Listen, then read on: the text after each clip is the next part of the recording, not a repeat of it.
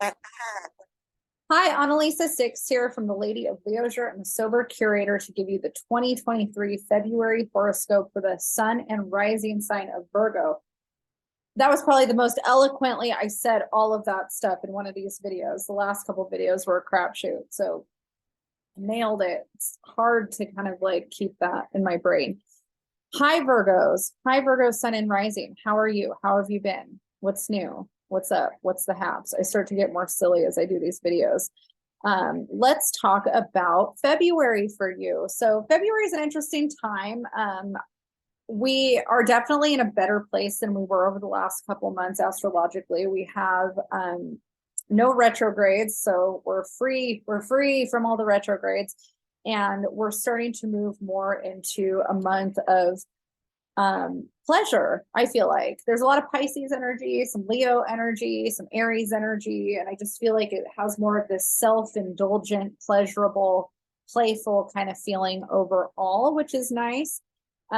For you, Virgo, we're going to talk about where Mercury's been. So Mercury has been in the area of your chart that has a lot to do with your health and how you structure your life. Also, I'm sorry, that's wrong. I just got done talking about that for Leo. Your creativity, your creative self-expression, which is the house that Leo rules, but the area that is in the Virgo horoscope has to do with your own way that you express yourself creatively. And so this is a really good time for you, the first part of February, since Mercury is still making its way through this area of the chart, to find joy, have fun, not take things so seriously, which I know can be kind of hard for Mercury and Capricorn and for a Virgo.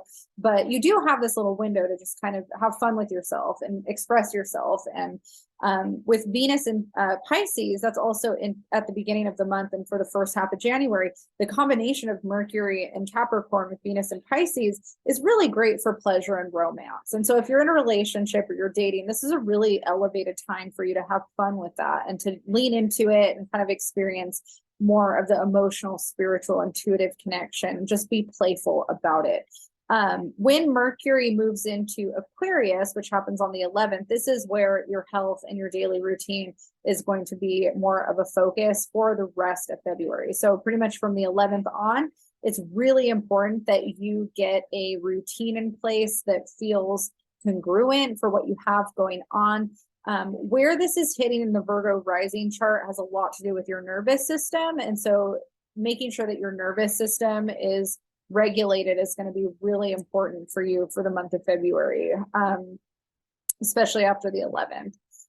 Venus and Pisces is so great for you right now. It's hitting the area of your relationship part of the chart that has to do with romantic partnerships, business partnerships, as well as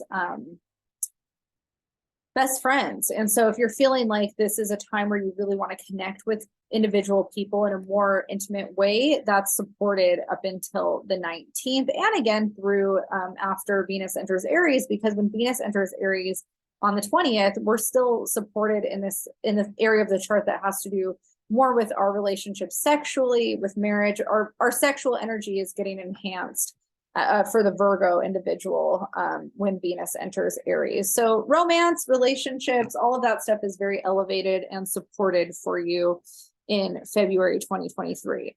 Mars has been impacting you in a pretty extreme way in your career and your work area. And so the retrograde time probably had you reevaluating what you're doing with your life and whether or not you're in alignment with the job that you have. And you've probably been thinking a lot about the change and the moves that you need to make. And so now that Mars is direct and passing through 10 through 18 degrees of Gemini for the month of February, you might start to feel more momentum and like you're able to actually take some action to move in the right direction when it comes to the work that you're doing. So if you are thinking of making some changes at work, I'm not going to say it's going to go easy because it's still Mars. Usually anything with Mars is not super easy. There's still some tension or some conflict, but you're more supported now that it's stationing direct and moving through those last few degrees.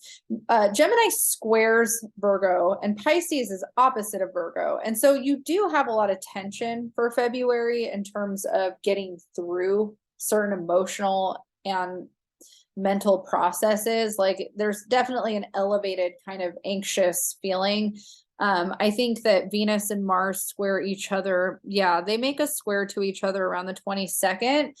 And so we might, kind of have this feeling that is emotionally conflicted, like what the heart wants versus what the mind wants versus what we need might all be in a little bit of conflict with each other. And that's why it's going to be really important that you regulate your nervous system in February too, because that could have a really big impact on your health, especially your mental health, where Mercury is moving through. So I would say out of all the signs, this is probably a little bit of a rockier month for you just because of that. But at the same time, it's a really good opportunity for you to really level up and kind of work on getting yourself to a place that's more in alignment with where you want to be in the future, now that we don't have any retrogrades.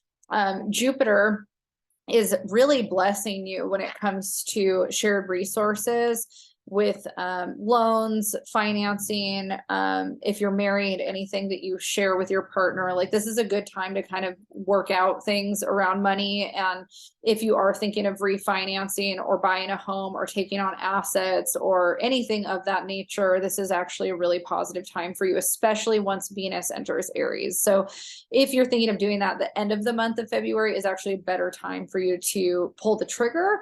It's great for you to start putting that stuff into motion now and making the plans and working out the details. But the end of the month is a great time when Venus and basically the last day of February 28th, Venus and Jupiter are going to be in a conjunction. And that's so good. It's so good for taking on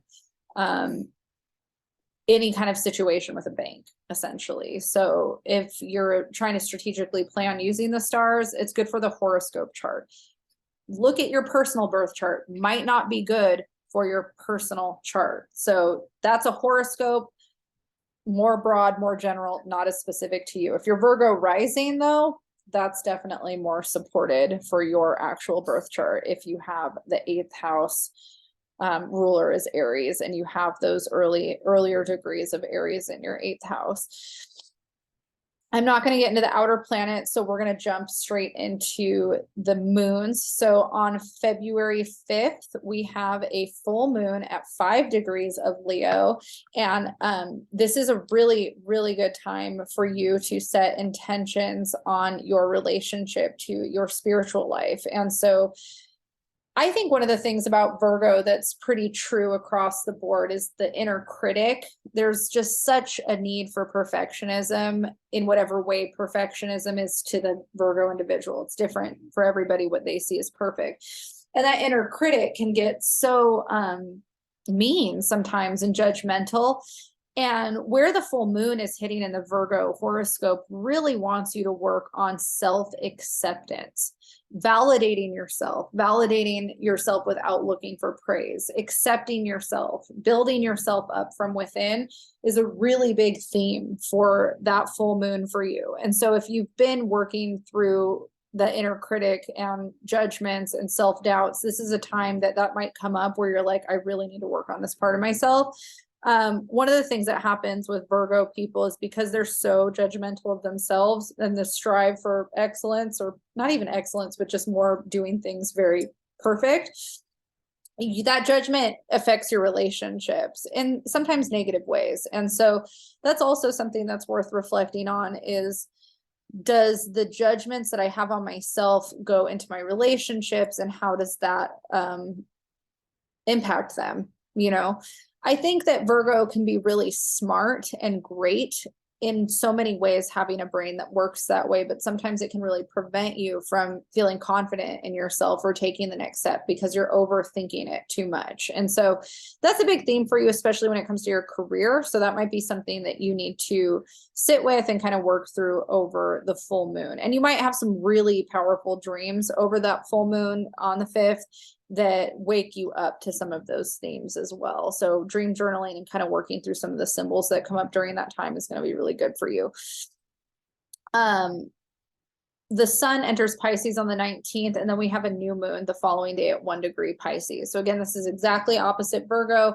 And so it may feel a little uncomfortable unless you have Pisces already in your chart. But again, this is a time, so new moons, we set intentions and plant new seeds towards something. And this is hitting the relationship area of the chart. And so this is a great time to work on building romantic connection in a spiritual way, an empathic way, an emotional way with your partner. So if you have a partner, setting intentions around connecting with them in a more spiritual or deep way is really positive for the Virgo individual this month. If you're single, setting intentions towards calling somebody in with those traits might be really positive for you as well. So those are some really powerful themes for you. Relationships are a really big theme for you. And so, you know, when we have Venus passing through this area, if we're single, we might be dating and we might meet somebody during this time that's going to be really special in our lives, especially if we're looking for somebody in a commitment way versus a sexual way. Because if we're looking for sex, then when Venus leaves, it might come and go just as fast. But if we're looking for commitment, we might have an opportunity during this time to really meet that person, and the new moon could be a good time to set that intention too. That is your February 2023 breakdown for the sign of Virgo. Good luck. I hope that it's pleasurable and not too tense.